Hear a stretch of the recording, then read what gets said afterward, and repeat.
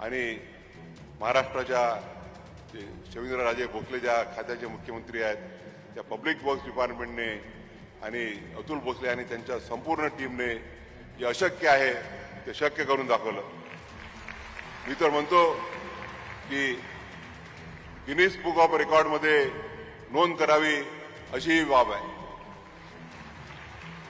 20-25 दिवसाच्या कालखंडामध्ये पूर्ण इमारतीचा कालखंड बदलून, पूर्ण इमारतीचं रूप बदलून त्याचं ओरिजिनल जे ग्रँड्युअर आहे ते ग्रँड्युअर कायम ठेवून त्यांनी एक अतिशय सुंदर अशी इमारत हायकोर्टाला साजेशी अशी निर्माण केलेली आहे। त्याबद्दल मी त्यांचं मनपूर्वक अभिनंदन करतो, मनपूर्वक आभार मानतो।